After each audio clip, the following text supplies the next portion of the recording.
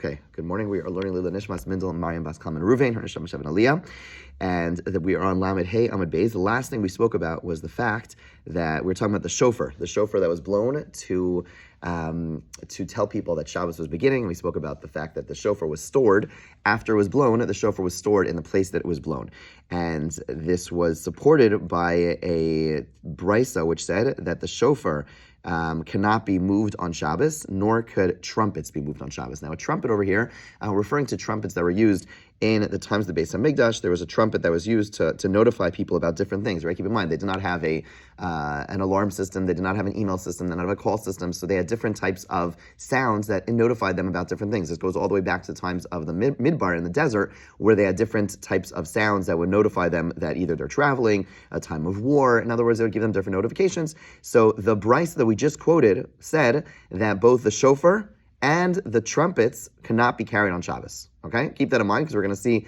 three different versions about what you are and are not allowed to do with shofars and trumpets. So statement number one, brisa number one says, shofar and trumpets cannot be moved. They're both muktzah on Shabbos.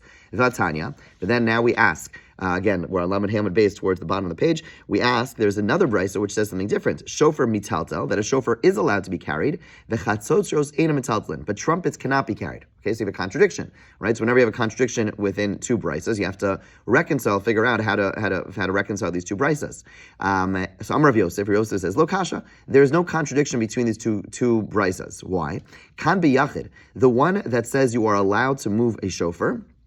The second one, which said you're allowed to move a shofar, is referring to the shofar of a private individual, okay? And that shofar is not muktzah. Kan b'tzibur, the brisa that says you are not allowed to move a shofar, is referring to the shofar that belongs to the community, right? Like the one that was blown to let people know it was Shabbos. That shofar cannot be used, but a shofar of an individual can be used. Amalei Abaye. Abaye rejects this reconciliation. He does not appreciate it. Why? He says, why are you allowed? He said, what's the difference between the shofar of a private individual and the shofar of a congregation?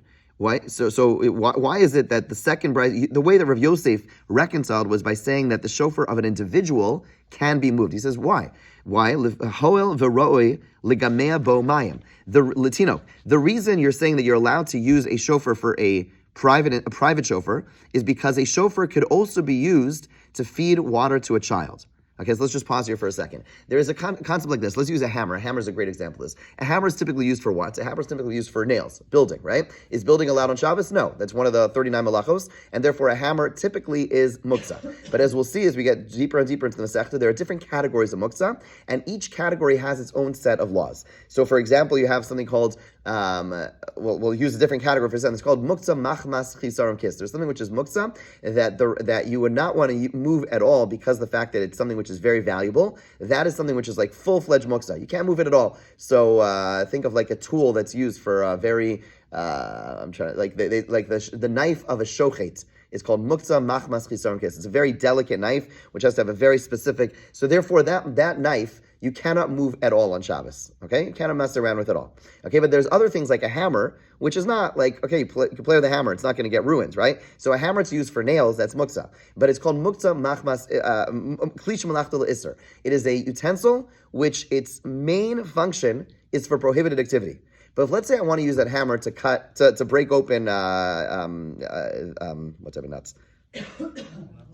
Walnuts, thank you. Right? So you want to break open, so if you don't have one of those cool walnut things, and it's Pesach, and your walnut opener is in your Pesach, your chametz stuff. So the way you're going to open your walnut shells, is that you're going to use a hammer, so you're allowed to. Why? Because klish malachta l'isser, its primary use is for prohibited activities, but it also has a secondary use, so there you're allowed to use it. If I want to use a hammer for a permitted activity, I'm allowed to do so, okay? I think a good example of this would be a screwdriver for houses where, for most of for a lock.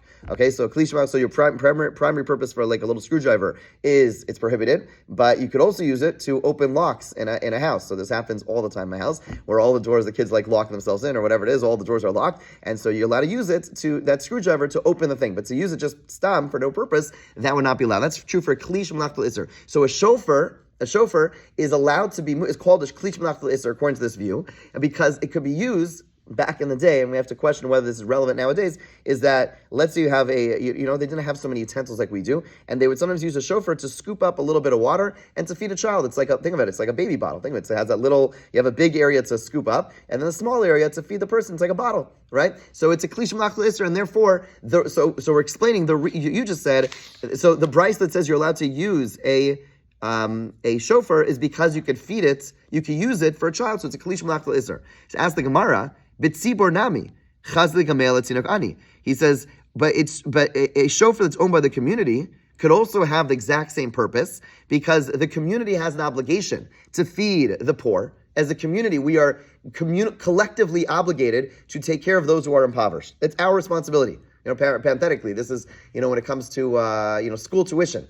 People feel bad sometimes if they get a subsidy or whatever it is. And the truth is, it's not the individual's responsibility, it's the community's responsibility to educate the children of the community. It's actually the community's responsibility. We as individuals, we pay for our children's education. But the truth is, there are certain communal responsibilities. One of them, the most basic one, is feeding the poor. So a shofar, why are you distinguishing between a shofar of a individual versus that of a community? You're saying, the individual one, that can be used to feed babies. The communal one, granted, a person who has the means is not allowed to take the communal one and start using it to feed their own baby. But could the communal one not be used to feed the impoverished child? Of course. So it has the same function. So Rav Yosef wanted to distinguish between Bryce number 1, which said you cannot use a shofar, and say, that's the communal shofar, as opposed to the other one that's a private shofar, and that's why it could be used.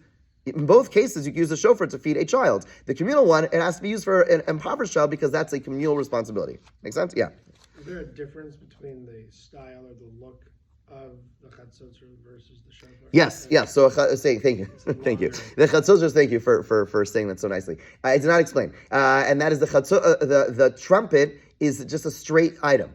It's just think about basically opens up a little bit, but it's straight, right? Whereas a shofar is your shofar, it's twisted, right? So the reason that a chatzotros is not a trumpet is not going to be used to feed a child is because it can't really do anything. You put it in the water, it's just going to go out the other side. Whereas a shofar, because of its curve, you put it into the water, holds the milk, whatever it is, and then you could pour it, right? That's why it's functional. As opposed to the trumpet, which doesn't have that function. Okay.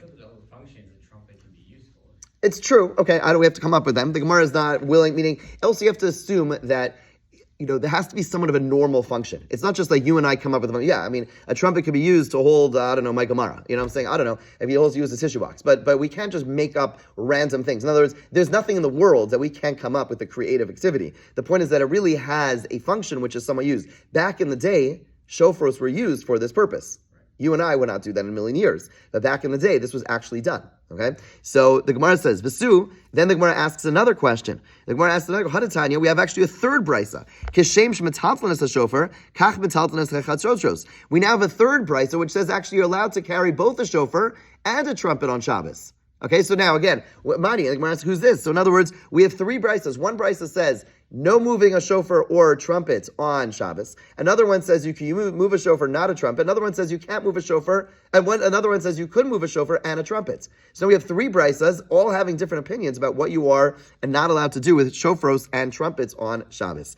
El Lokash, the Gemara says there's no question. Harabi Yehuda, Harabi Shimon, Rabbi Nechemia. The brisas could be attributed to three different Tanaim. Okay, so as we'll see throughout this entire Masech, as we get deeper into it, there are varying views about how strict we are about muktzah. Again, muktzah is a rabbinic prohibition. Muktzah is the least, not to say it's not important, but there are the 39 malachos, and then the rabbis came along and instituted muktzah. The question is, how far-reaching are the laws of muktzah? Rav Shimon has the most lenient view about muktzah. Okay, he in general is the most lenient, and he therefore is the one who is holding that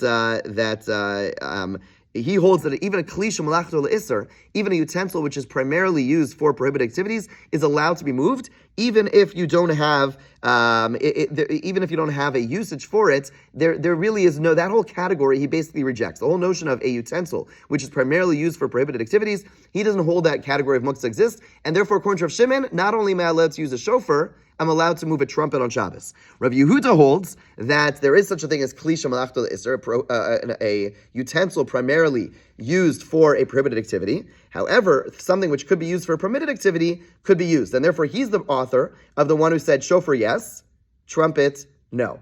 And then we have Rabbi Nechemia who holds the most stringent view, and he holds that basically he holds a hammer. Just go back to this example used before. Rabbi Yehuda would hold, or Rabbi Nechemia, would hold that a hammer cannot be used on Shabbos whatsoever. You would not be allowed to use a hammer to open a nut, and therefore similarly holds the shofar cannot be used at all. So again, Brisa, which says both shofar and trumpet can be used, that is the view of Rav Shimon. The Brisa that says shofar yes, trumpet no, that's Rabbi Yehuda, and Rabbi Nechemia is the one who says you can't use anything. He rejects this notion of a kli shemalachto le'isser. Okay. Now, okay, we're going to get into a technical discussion in a second, but the just practically speaking, how do we rule about a shofar? We do hold of a kli shemalachto le'isser. In other words, for us, a hammer is called a kli shemalachto le'isser. So the laws of a kli shemalachto le'isser is as follows: you're allowed to move it for one of two purposes. Either if you're going to use it for its primary purpose, or if you need the place that it's in. So in other words, if this is my shofar, and so if I need this place, I want to put down a book over here, I'm allowed to move my shofar. Okay, this comes up a lot. People don't know this about muktzah. Depends. You have to know what the categories of muktzah are. But a utensil which has a primary purpose of muktzah, of isser, prohibited activity, just like a hammer, and I want to use the place this hammer, I'm allowed to move it. What I'm not allowed to do is, let's say this hammer's outside, and I say, oh, I don't want the hammer to be outside. I want to move it for its own sake, not because I need its place. That is not allowed to be done for a hammer, and I certainly can't move it for no reason. Right? So those are the parameters of a kli shemalachto le'isser. And the way the Gemara would seem to conclude is we would go like Rabbi Yehuda. It would seem, and we would say it's a kli shemalachto le'isser. I know the aleph over here is confusing. There's a lot of different opinions. I'm going with Rashi. So Max is already looking at the aleph, I know, right? I wasn't yet. Now you are. Okay. Just kidding. Okay. So basically a shofar is seemingly a kli shemalachto le'isser. Now, you could argue that now there's this, again, category which I mentioned briefly, which is a kli, which is a muktzah machmas chisaron kis, where something which is very valuable that you only use for, that you almost like never use for other purposes, and it's very valuable, it becomes, that's much more stringent type of muktzah, and you will not be able to move it at all. So there is a big discussion about what the status of a shofar is. Does it have that higher status of muktzah? Since nowadays no one in their right mind would use a shofar for anything else, and we're very strict about our shofars. We don't mess around with them. So there are those who argue that a shofar really cannot be moved. It is in that higher category. Okay, and that has ramifications not only for Shabbos, but even on Rosh Hashanah. There's a big discussion. Am I allowed to be moving a shofar if it's not for the purpose of blowing it or needing its place? Right? So meaning on Rosh Hashanah, after a person blows the shofar, that shofar, according to many, is actually muktzah. Okay, so you're not just be allowed to carry it home unless it's okay. Whatever. Bottom line is you won't be allowed to move it around.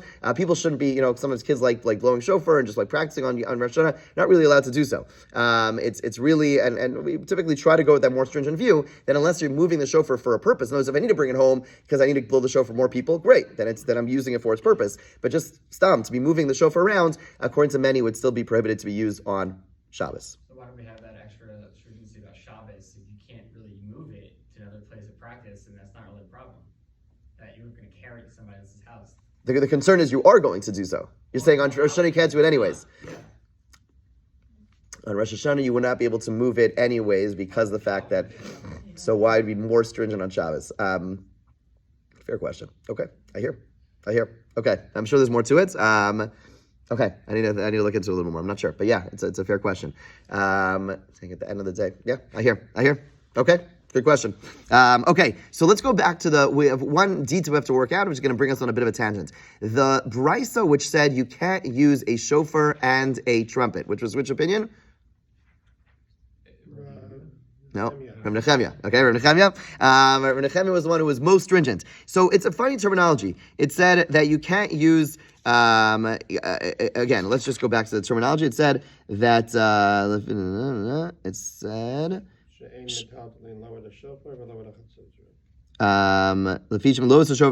a shofar for lowest a chatzotros. Now, if you wanted to say, good, that was the first price. The first price said you can't use a shofar and you can't use a trumpet. So once it says you can't use a shofar, for sure you can't use a trumpet. It's just funny. According to Rabbi Nechemia's view, once you can't use a shofar, which already has a secondary purpose, of course you can't use a trumpet as well. So why does it say, so the term is a little bit funny there. Umay shofar nami. So in Rabbi Nechemia's brisa, we said you can't use a shofar and you can't use a trumpet. So what does the word shofar mean in that brisa? Hold on. Chatzotros. It actually means the opposite. It actually means the shofar in Rabbi Nechemia's brisa should be flipped. When he said you can't use a shofar, he meant you can't use a trumpet, and now the brisa makes sense. What he's saying is you can't use a trumpet, even though he said the word shofar, and you can't use a shofar. That would be the better way to say it. You can't use the trumpet, which is everyone agrees to, or many agree to, and you can't use the more lenient thing, which is the shofar. Now, you want to ask, why in the world did he just switch up the terminology? Like trumpet is a trumpet, a shofar is a shofar. Why is he mixing this up? Rav Chisda, like Rav Chisda said, Rav Chisda taught us the following very interesting thing. Hat las mili. There are three things. Ishtani shemayu mi ki chara beis hamikdash. Their names were changed when the Beis Hamikdash was destroyed. What's going on over here? What the Gemara, where Rav Chisda is teaching us is that when the Beis Hamikdash was destroyed, there's certain things which they changed their name, they flipped their name, and they called them something else. Now, why would they do so? So the Ma'abit explains that these three things, as we'll see, all are associated with the Beis Hamikdash in one way or another, and it was very painful when we talked about these things, right? They were so, any association with something that's meaningful to you is also painful. And so as a way of kind of like lessening the pain, they switched the terms. They almost like didn't want to like even go there, right? So just certain words like trigger us. We'll have a certain memory. And so because it was so painful to talk about certain things which were associated with the Beis Hamikdash, they stopped using those terms. They used different terms as a way of ensuring that people wouldn't talk about such things. Now, obviously, they were in a deep state of mourning, right? It's hard to even imagine. Like now we could talk about the Beis Hamikdash destroyed. It's not like something which evokes the same emotions, but back then it did. So what are those examples? What are the three things? Chatzotzarta shofra. They called a shofar. They called a trumpet. Chatzotros, right? Shofara chatzorta, chatzotzarta, and they called a shofar a trumpet. In other words, they switched the terms. Back in the day, they would use a trumpet as a way. In other words, after the Beis Hamikdash was destroyed, they stopped using trumpets. Trumpets were used to notify the people about a whole bunch of things while the Beis Hamikdash stood. But since they were no longer able to use these trumpets, once the Beis Hamikdash was destroyed, they now called a trumpet a shofar, and therefore they ended up calling a shofar a trumpet, right? Just as a way of not associating with those things. L'may nafkamina. Who cares about this changed terminology? L'shofar shel Rosh Hashanah. To say when someone says that you should blow on Rosh Hashanah, you'll hear people saying, at least back then, you should use a trumpet for Rosh Hashanah. Now, what that really means is you should use a shofar for Rosh Hashanah. It's just that the terminology was switched. Now, as you know, nowadays we don't call our shofars trumpets, and the reason is obvious. At some point, this association lost its, we didn't have the same feelings, and therefore all the terms basically reverted back to the original form. But at least at the times of the Gemara, at the times of the Mishnah, the terms were switched. Another example, arava tzafzafa, arava. What is called an arava was switched to tzafzafa, which is a different. Arava is a willow branch. Now became called tzafzafa, which is a different type of branch, which was somewhat similar. And tzafzafa is now called arava. Now, so back in the times of the Beis Hamikdash, they would specifically take a what's it called? They would take they would obviously bring these items to the Beis Hamikdash as part of the Sukkot ceremony, as part of what you're supposed to do on Sukkot. This was typically only done in the Beis Hamikdash, and therefore, Sukkot was typically celebrated only Beis Hamikdash to some degree, and therefore, any association with something that was only celebrated in the Beis Hamikdash brought these negative, these intense, not negative, but intense memories, and therefore they switched the terminology of calling a willow, and they called it something else. Again, what practical difference does it make to know that these was switched? Lulav, to know that people are going to say nowadays, go grab a tzafzafa. They're not referring to the tzafzafa branch, rather referring to the willow branch, and we need to know the difference. Pisora, psorta. Okay, pisora, which is a small table, is called pisorta. Pisora, basically there are different sizes of tables, and they switched terminology. Okay, what tables have to do with the Beis Hamikdash? This was a term that they would use for the shulchan, which was one of the pieces of furniture in the Beis Hamikdash, and again, they switched the terminology of small tables to big tables to small tables. L'may nafkamina, why do we need to know this difference? L'mekach umemkar, for commerce. In other words, someone says, I want to sell you a psora, they're really referring to the psorta. If someone says, I want to sell you a psorta, they're really referring to a psora. So if you're making a transaction, you're on Amazon, and you click on buying a psora, and you get a psorta, and you're upset, you got to know the terminology so that there's no issues, okay? Amar Abaye, af ananomar huvlila bekasi.